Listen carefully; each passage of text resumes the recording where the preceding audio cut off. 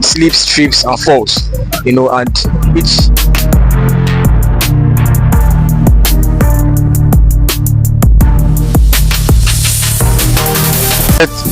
What are the most common hazards on a project like this in Lagos, and how do you manage? Okay, so I don't want to take it too broad, general, so I'll just stick to my sites. So based on available records, based on history, what we have seen on these sites, it's mostly it's mostly slips, trips, and falls. And which comes due to poor housekeeping. So I think the best way, or I believe the best way to curb that is to ensure good housekeeping practices on site. Yeah, so that's it basically. How do you ensure all your workers, including casual laborers, use the right to pay and follow safety rules? Okay, this is a bit tricky because it deals with behaviors, and which sometimes human beings can be very, very difficult to cajole. But the what we call BPS safety in our field, this deals with trying to influence workers' behaviors or employees' behaviors. And the first pillar is leadership. If you are giving out laws, you should be the first. As a leader, you should be the first to do it. When people see you are doing the right thing as a leader, they tend to follow it. Tend to also go along. There's also what we call another pillar is the employee involvement, making sure even them too, own the safety, own the procedures too. They are also liable, also responsible for it.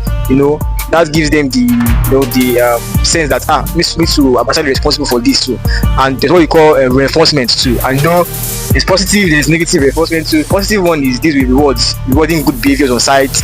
And when you reward people, they tend to do the right thing. And once other people see it too, they'll feel like I can be the next person to get this reward. And sometimes in some bad cases or some extreme cases, we do negative reinforcement too, which comes with disciplinary action. That is disciplining people for doing the wrong thing, especially when you have talk and they don't listen. But this is not really advisable, but some things have to be done and you just have to do it. Yeah. So Thank you. What happens during your two-bus talks or safety inductions? What key message do you always pass to the people who you want to induct?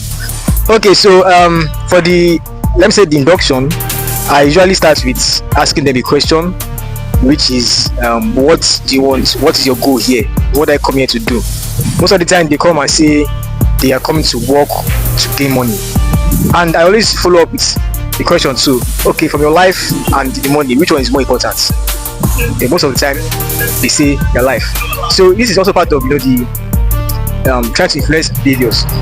Once they hear that kind of thing, they tend to truthful, my life is important. So if you now start telling them all the rules, regulations, and so they know that truthful, if I can actually fall at the edge, all these kind of things. When they know that their life is at stake, and you know that, so that's why that's the key message, that your life is more important than whatever you are coming to do on site. How do you handle it when you see someone not following safety procedures? Yeah, so this too, it depends on the risk actually. Risk in our own field means that likelihood times severity. So what is the chance that it will happen, and if it happens, how bad will it be? So I will always measure it with the risk. So what I do is that if the risk is very high, if it's like very, very high, I escalate issues.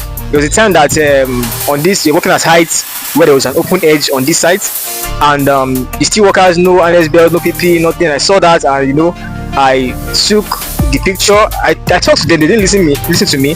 I took the picture, I showed it to the CM of the site, also to the project manager too.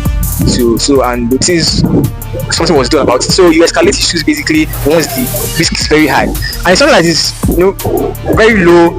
Just try to talk to them, make them see the reason why this is not bad, why this is actually unsafe for them, so that they can adjust, and just hope that they adjust. Yeah, so that's basically why.